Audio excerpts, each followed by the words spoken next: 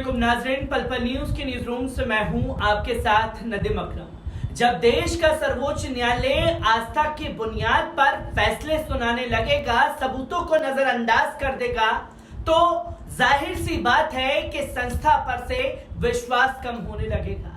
जब देश का सर्वोच्च न्यायालय गुजरात दंगों से जुड़ी तमाम फाइलों को बंद कर देगा, तो सर्वोच्च न्यायालय पर सवाल खड़ा होगा। जब देश का सर्वोच्च न्यायालय बाबरी मस्जिद से जुड़े तमाम केसों को बंद कर देगा, तो सवाल खड़ा होगा।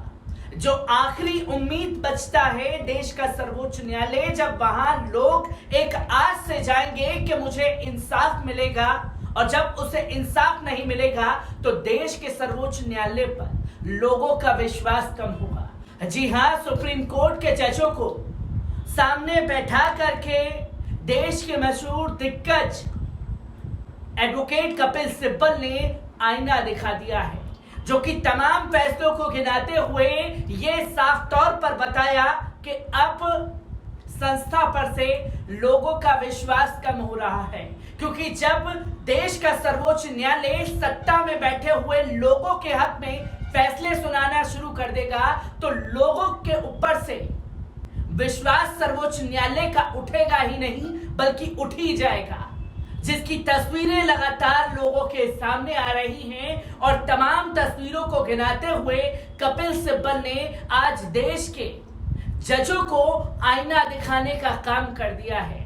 किस तरीके से तमाम दलीलें सुप्रीम कोर्ट में कपिल सिब्बल ने अपनी रखी, और ये बताया कि अब सर्वोच्च न्यायालय पे से लोगों का विश्वास जो है वो कम क्यों हो रहा है, जिसके लिए सर्वोच्च न्यायालय को सोचने की जरूरत है। क्या कुछ कपिल सिब्बल ने सुप्रीम कोर्ट में कहा है, उनके बयान पर नजर डाल लेते हैं। सपा नेता आजम खान के बेटे अब्दुल्ला आजम खान की अपील पर मंगलवार को बहस के दौरान वरिष्ठ वकील कपिल सिब्बल ने मंगलवार को सुप्रीम कोर्ट की एक पीठ के समक्ष कहा कि संस्था पर विश्वास धीरे धीरे कम हो रहा है। सिब्बल ने कहा, यदि वादी को लगता है कि उसकी सुनवाई की गई है और कानून को सही तरीके से लागू किया गया है, तो विश्वास बना रहेगा, भले ही निर्णय उसके खिलाफ ही क्यों ना हो।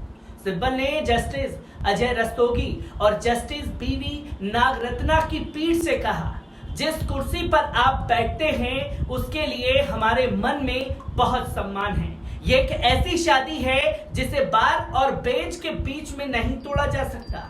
यहाँ कोई अलगाव नहीं है। जब हमें पता चलता है कि इस छोर पर क्या हो रहा है और दूसरे छोर पर क्या हो रहा है, तो ये मेरे जैसे व्यक्ति को बहुत परेशान करता है, जिसने इस अदालत को पूरा जीवन दे दिया हो।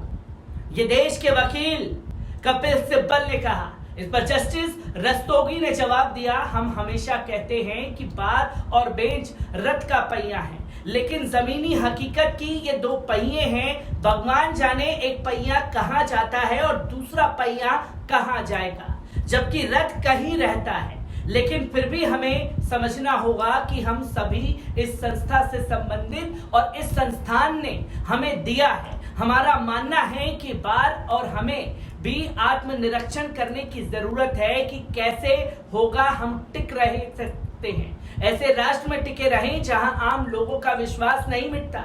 विश्वास बहाल होना चाहिए।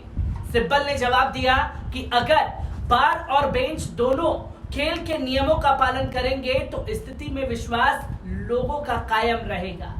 सिब्बल ने कहा, यह केवल एक तरह से हो सकता है कि हम इस छोर पर खेल के नियमों का पालन करें और दूसरी छोर पर भी ऐसा हो। विश्वास बहाल करने का यही एकमात्र तरीका है, कोई दूसरा रास्ता नहीं है। अगर मैं अदालत में आता हूं और मुझे विश्वास है कि चाहे कुछ भी हो, चाहे निर्णय मेरे खिलाफ ही क्यों ना हो, इससे कोई फर्क नहीं पड़ता। मुझे सुना गया और दूसरे के द्वारा कानून बिना किसी डर और पक्षपात के सही तरीके से लागू किया गया है। अगर ये चीजें होती हैं तो विश्वास बहाल हो जाएगा। इससे कोई फर्क नहीं पड़ता कि हम हारते हैं या जीतते हैं। हमें अक्सर पता होता है कि मामले पर क्या होना है। हम मुवक्किलों की भी यहाँ सफागोई से बात बता देते हैं। रोजाना हमें कुछ मामलों में हार का सामना करना पड़ता है तो कुछ मामलों में जीत भी हासिल होती है। महत्वपूर्ण यह है कि संस्था ने हमारा विश्वास है जो धीरे धीरे अब कम हो रहा है। इस पर जस्टिस नागरत्ना ने कहा, जीतने वाले पक्ष जो महसूस करता है उससे ज्यादा महत्वपूर्ण है कि हारने वाला पक्ष क्या महसूस करता है।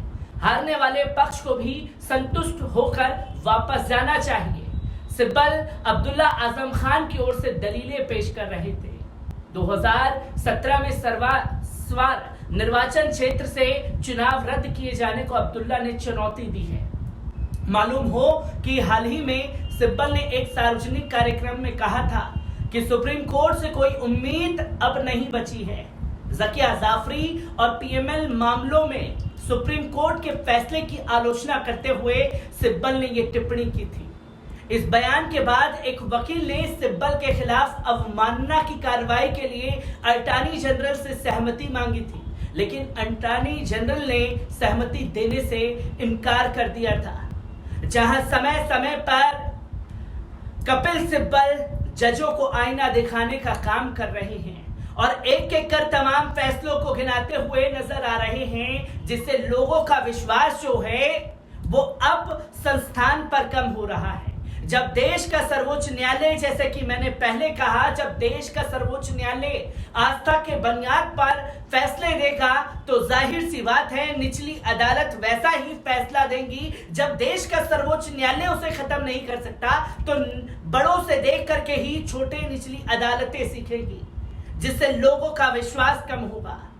जहां कई बड़ी फाइलें देश के सर्वोच्च न्यायालय को सुननी चाहिए थी, बिना सुने उसे बंद कर दिया गया और यह दिखाया गया कि तमाम फाइलें बंद करते हैं। तो बिना सुने जब फाइलें बंद हो जाएंगी तो सर्वोच्च न्यायालय पर से विश्वास कम होगा।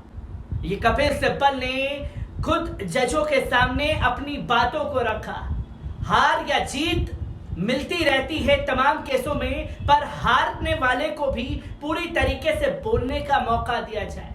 और जब सबूत के आधार पर ही फैसले नहीं होंगे तो यकीनन सी बात है सर्वोच्च न्यायालय पर से आम जनमानस का विश्वास भी कम हो रहा है।